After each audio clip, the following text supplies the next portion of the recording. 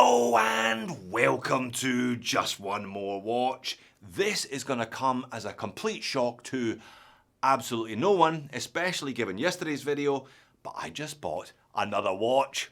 Not any old watch though, I just bought another Australian micro brand, specifically the HZ02 chronograph from Melbourne-based brand.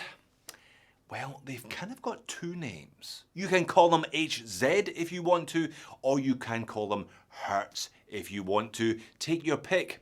This is their second release and it's the second watch that I bought from them. If you hadn't guessed by the name, the brand only does quartz watches. Slightly controversial in the current market. People love mechanicals and there's always a bit of a backlash against quartz. People call them soulless while conveniently forgetting that they're also accurate, reliable and robust. It seems that brand owner Matt came to the conclusion that a lot of us come to, that as romantic and historical as mechanical movements are, sometimes you just want to pick a watch out of your box that's actually set to the right time for once. I've now met him a couple of times at various events. He's a really nice guy and I love what he's trying to do. I love the fact that he's trying to do something different and he's not charging a fortune for these either, hence my support of his company.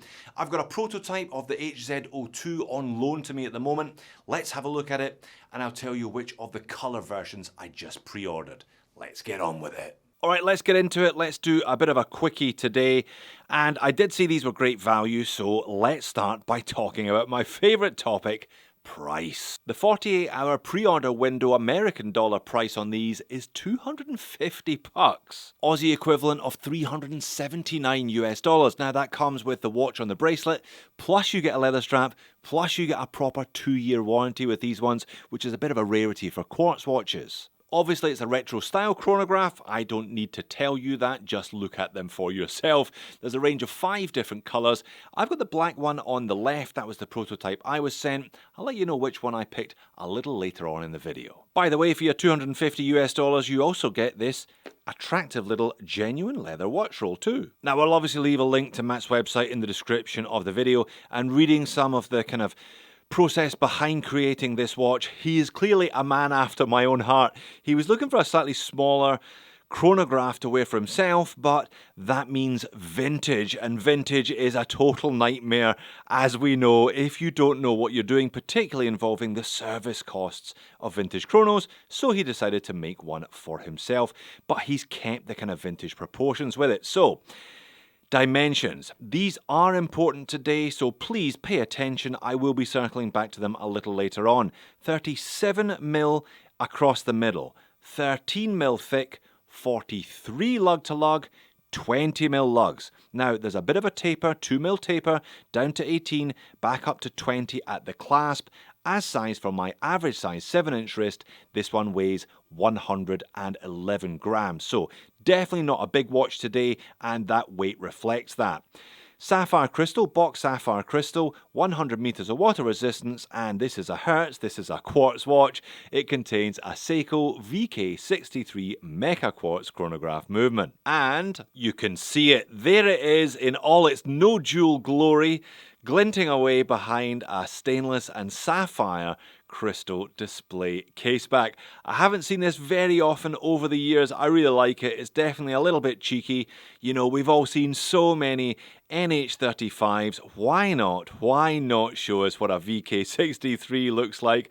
It's probably less attractive than an NH35, let's be honest, but that's not the point. The point is that Hertz are quartz, and Hertz are proud of the fact that they're quartz. And to this point anyway, proudly titanium. That is a grade 5 titanium case. So for $250, you're getting a bracelet, a strap, and it's made of titanium. Great value, I reckon, and nicely finished too. You've got that kind of brushed finish on the side, high polish to the upper lug surfaces, going nicely with the high polish ring to the bezel. Now the bezel is fixed on the prototypes, but that's actually going to be bi-directional on production units, giving you the ability to track a second time zone using the main hands. Little HZ branded crown there, and double chrono pushers. And for the first time ever, I've never seen this before, this is a brand only in its second watch, by the way, to remind you again. This is a hybrid bracelet. This is a half-half bracelet. Those 5 central links, the high polished central links, are made of stainless steel. It's a proper 7-link bracelet as well. The 2 outer links are made of satin brushed titanium. Fantastic. The clasp is kind of what we've seen before, and it's kind of now the micro brand. Expectation is to come up with these on-the-fly adjustable push-button clasps, roughly 5 positions, 1 centimeter of adjustment. It's not a big watch, not a heavy watch. It's going to be a really comfortable watch to wear long term thanks to that. Dial and hands, all nicely done, all quite simply done though. You know, it is still an affordable watch. There's not an awful lot of complexity has gone into the dial and hands here. Indices are applied. They're applied batons all the way around. No frames or anything on those, but they are fully loomed, as I'll show you in just a second. And there is a molded black diamond pattern to the main dial texture. 3 sub-registers are recessed in white, so you've got that kind of black and white, a nice bit of contrast. Now, because this is a VK63 by Seiko, you have a ticking small second indicator down there at the 6, you have a 60-minute chrono timer at the 9, and you have the world's equal most useless complication, along with the moon phase complication, of course, the 24-hour sub-register at the 3 o'clock. Now, the Hertz logo is also embossed there in silver, and you have a nice handset, actually, very similar to the ones used in the HZ-01, as you'll see in just a second. Tapered swords with syringe tips, and a little bit of colour just on the tip of the central chrono hand, matching the little red triangle on the bezel. Like I said, the bezel fixed on this prototype, it's going to be bi-directional for production units. And I was surprised and delighted to see decent after dark performance in terms of lume. Surprised because retro chronos don't often have a focus on lume, and because at this price lume is one of the first things to go. But even when I turn the speed up on this, the BGW9, which again is a bit of a surprise considering the Fotina on the hands and the indices, is still doing pretty well come the end of my test. On wrist, small, neat, light, comfortable, unobtrusive, and like I said, fully adjustable because of the clasp. Overhead legibility is also not too bad, particularly on some of these darker dialed models with the paler hands and paler indices in comparison to the main dial surface texture. But as always, if legibility is a consideration for you, have a good look at the model range and pick the one that you think is going to give you the best results for your eyes. Moans and niggles. Just because I've just bought one doesn't mean to say I'm not going to complain about it though, because I am. I first handled this one at Sydney's Watch Fest show in early November, and when I picked it up, I thought the proportions were just a little bit off. Remember all those dimensions we discussed earlier on. 2 of them I think are big, 2 of them I think are small, and yeah, there's a little bit of compromise involved between them therefore.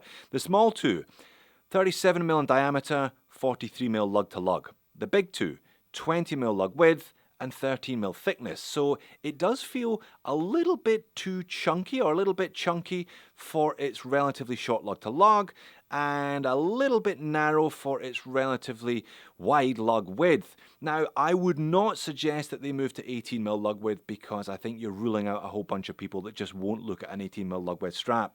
I think what perhaps they could have done is narrow the bracelet down a little bit further.